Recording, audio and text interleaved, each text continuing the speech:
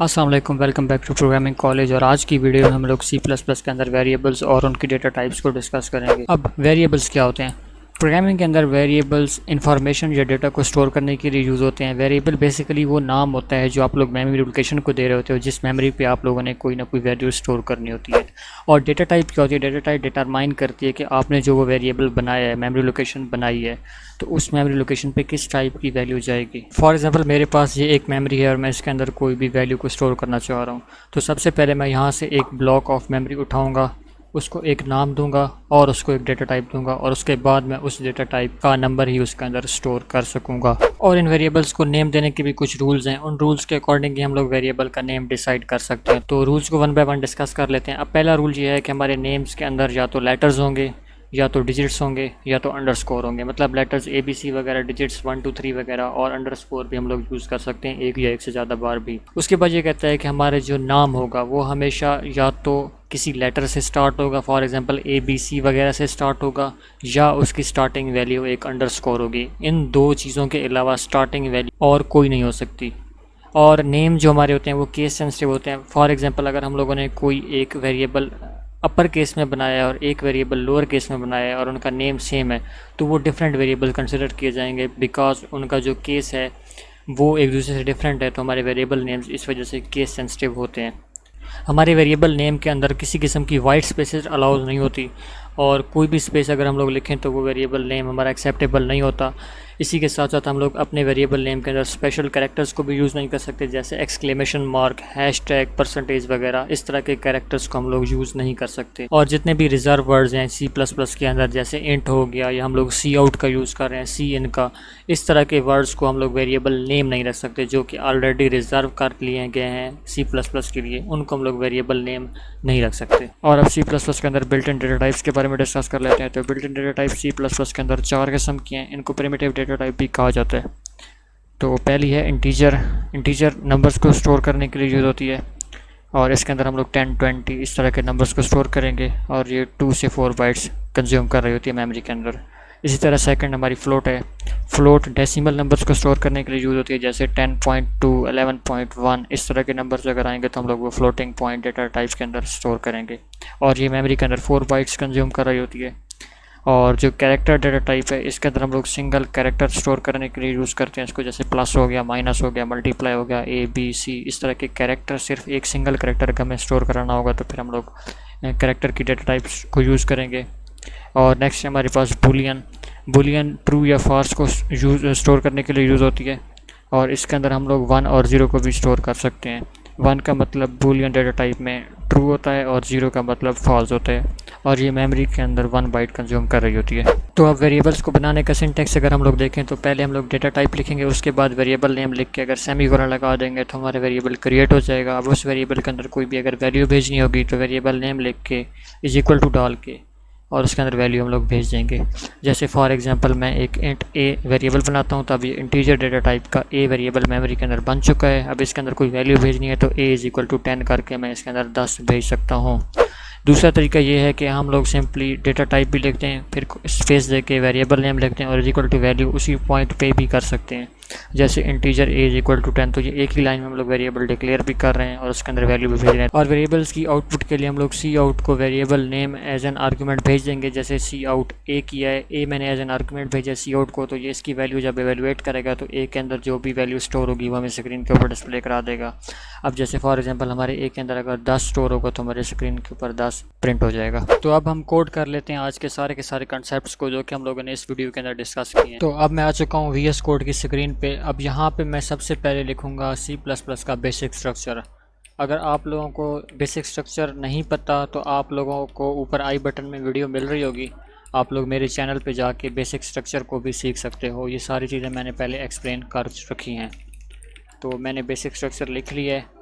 अब इसके अंदर सबसे पहले हम लोगों ने डिस्कस किया था कि वेरिएबल बनाते कैसे हैं। तो वेरिएबल बनाने के लिए मैंने आप लोगों को बताया था कि सबसे पहले हम लोग वेरिएबल की जो डेटा टाइप होगी वो इंसर्ट करेंगे, उसके बाद हम लोग वेरिएबल का नाम लिखेंगे। अब मैं सबसे पहले एक इंटीजर डेटा टाइप का वेरिएबल बनाने लगा हूँ, तो मैं यहाँ पे लिखूँगा इंट। ठीक है, अब जो वेरिएबल मैंने बनाया मेमोरी लोकेशन के अंदर एक इंटीजर डेटा टाइप का वो वेरिएबल होगा, फिर एक स्पेस दूंगा, उस स्पेस के बाद मैं वेरिएबल का नेम लिखूँगा। अब वेरिएबल का नेम भी उन्हीं रूल्स के मुताबिक होगा जो रूल्स मैंने आप लोगों को पहले पीछे बताए हैं। तो अब यहाँ पे अगर मैं वेरिएबल का नाम लिखता हूँ var1, तो ये रूल्स के मुताबिक है, ठीक है। ये स्टार्टिंग किससे हो रहा है, या तो अंडरस्कोर से या किसी अल्फ़ाबेट से, तो ये अल्फ़ाबेट से स्टार्ट हो रहा है, उसके अंदर हम लोग कुछ भी यूज़ कर सकते हैं। तो अब ये वेरिएबल बन चुके हैं।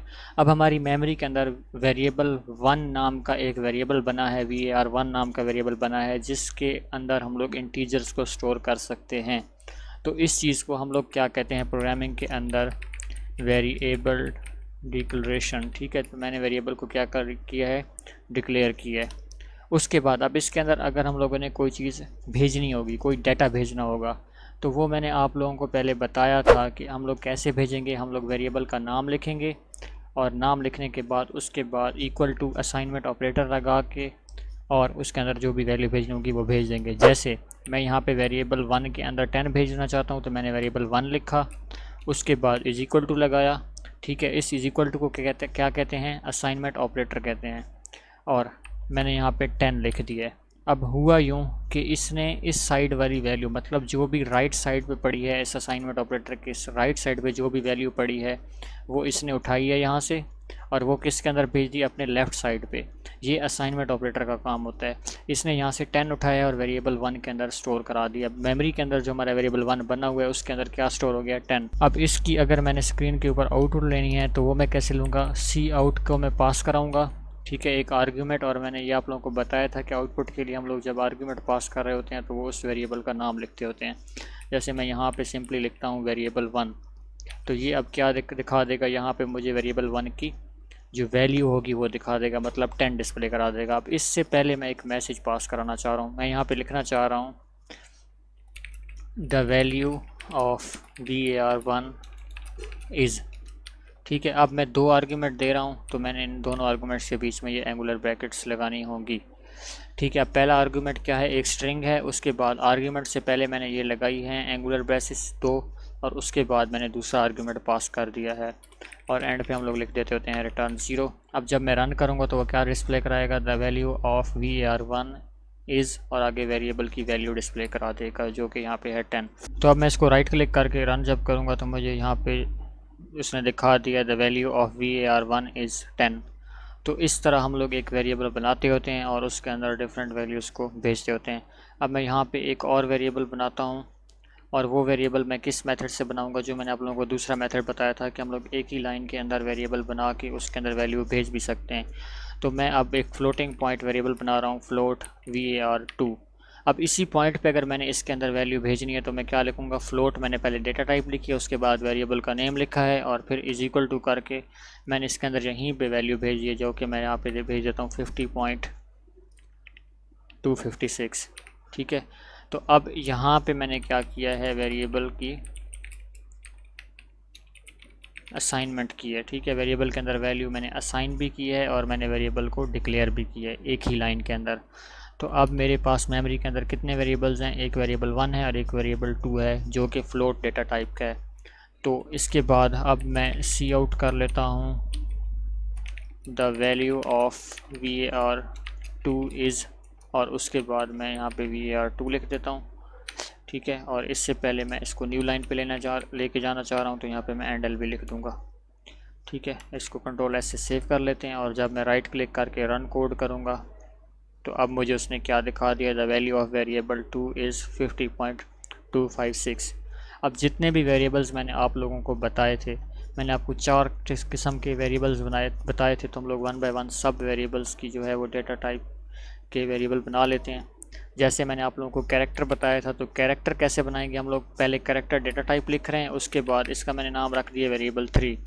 अब याद रखिएगा, जब कैरेक्टर के अंदर हम लोग कोई भी वैल्यू भेज रहे होंगे तो उसको हम लोगों ने सिंगल कोटेशन मार्क के अंदर भेजना है। जैसे मैं यहाँ पे भेज रहा हूँ a, ठीक है। अब ये एक कैरेक्टर है जो कि हमारे वेरिएबल 3 के अंदर चला गया है। तो मैं अब इसकी आउटपुट ले लेता हूँ यहाँ पे, see out the value of var3, the value of variable 3 is, और आगे मैं वेरिएबल 3 लिख दूँगा, तो ये मुझे वेरिएबल 3 की जो है वैल्यू दिखा देगा। इसी के साथ मैं यहाँ पे एक बूलियन टाइप का वेरिएबल भी बना लेता हूँ, तो उसके लिए मैं लिखूँगा बूल, और इसका नाम मैंने रखा है वेरिएबल 4। अब इसके अंदर 2 तरह से हम लोग वैल्यूज़ भेज सकते हैं। मैं यहाँ पे अगर ट्रू भेजना चाह रहा हूँ तो मैं सिंपली यहाँ पे ट्रू भी लिख सकता हूँ, ठीक है। और दूसरा मेथड ये है कि मैं इसके अंदर ट्रू की जगह 1 भी भेज सकता हूँ। तो ट्रू वाला काम हम लोग करेंगे तो स्क्रीन के ऊपर हमें 1 ही डिस्प्ले होगा। तो इसको मैं लाइन डाउन कर लेता हूँ कॉपी, और यहाँ पे मैं कर देता हूँ 4, ठीक है। और यहाँ पे हर उसके साथ हम लोग एक एंडल भी लगा लेते हैं।